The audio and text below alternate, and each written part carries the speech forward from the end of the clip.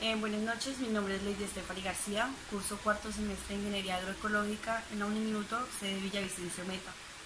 En esta ocasión hablaré sobre la visión del desarrollo en el capitalismo, es decir, la visión que tiene cómo surgió y adicionalmente la intervención de la Iglesia y el aporte que dio el Papa II en su doctrina. Bueno, lo primero que nos habla es que el capitalismo es la adquisición de bienes y riquezas y de esto adquiere su poder. Por consiguiente, a esto se empieza a ver una división entre metrópolis y la colonia. La metrópolis es mucho más civilizada por la adquisición de riquezas y bienes y la colonia es muy subordinada. La metrópolis explota la colonia y empieza las desigualdades de sociedad. Se da inicio en el siglo XVI, donde se empiezan a ver estas diferencias de población, donde se ve como el que obtiene más riquezas, el que es más pobre, el trabajador, el obrero, por decirlo. El lema, se puede decir, donde le meten la idea de que el que lucha, el que trabaja, el que obtiene más bienes y riquezas, tiene más poder y es más importante. Entonces el capitalismo lleva a marcar esta diferencia del que es pobre es más pobre y el que es más rico es más rico. Empieza a surgir discursos políticos, se empiezan a utilizar las lenguas para dominar la población y convencer a las personas que el acumular bienes lo hace más poderoso. Entonces los gobernantes empiezan a dominar la población para que trabajen más, pero en vez de ellos obtener riqueza, hacen más ricos a los gobernantes. Esto empieza muchísimo tiempo antes de la actualidad, aunque no hay mucha diferencia, podemos ver que hoy en día aún se vive esta situación en que los pueblos siguen trabajando para que los gobernantes sean más ricos. Este concepto se manejó hasta más o menos el siglo XX y empiezan a surgir otros conceptos como de la civilización.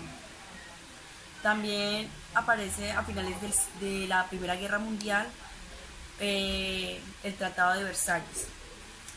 Esto trata de ese tipo de precisamente trata el tipo de desigualdades y dice que las colonias tienen algunos derechos y que ellos también pueden adquirir o tienen la posibilidad de adquirir bienes, pero las metrópolis siguen extrayendo esos bienes y no dejan que la colonia pueda adquirir sus propias riquezas.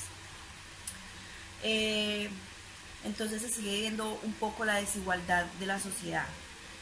Pero a inicios de la Segunda Guerra Mundial, este tratado cae y empiezan otra serie de mercantilismos, donde se ven más justos, donde buscan cómo medir la riqueza de un país y cómo se puede adquirir. Bueno, para profundizar más el tema, entonces empieza a hablar de que el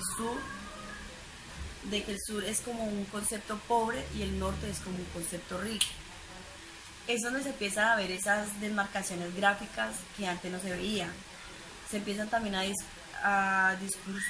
un discurso sobre el desarrollo y el subdesarrollo. Adicional a esto, también se habla del círculo de la escasez, donde habla de todo lo que se privatiza entre el círculo de la escasez. El capitalismo tiende mucho a privatizar las cosas y esto de alguna manera le da control al país o al Estado. También ayuda como a la creciente de la pobreza. La corrupción tiene mucho que ver en este tema. Por eso digamos que ahí, en ese momento, el Papa interviene. Ahí se encuentra la intervención de la Iglesia. Es cuando el Papa Juan Pablo II se da cuenta de las cosas y empieza a hablar de todo. Que debemos cuidarnos entre nosotros, que debemos cuidar nuestro planeta, que es lo importante, que los ricos no deben estar por encima de los pobres, que en cuanto a las diferencias económicas no nos hace diferentes como humanos. Él habla proféticamente cuando lo que puede pasar al descuido ambiental o ecológico, el deterioro social y las condiciones de vida y cómo acabamos los recursos. Las reflexiones que debemos cuidar como sociedad y unirnos para, no sé, para tener algo sustentable, para cuidar nuestros recursos naturales, que es lo más importante. En esto se debería tener en cuenta en los planes de desarrollo actualmente, ya que antiguamente simplemente tenían como el concepto de que tenemos que hacer riqueza, tenemos que adquirir bienes para poder obtener poder y ser importantes. Pues la invitación es que nos veamos todos como iguales, sin importar la riqueza o la situación económica en la que estemos.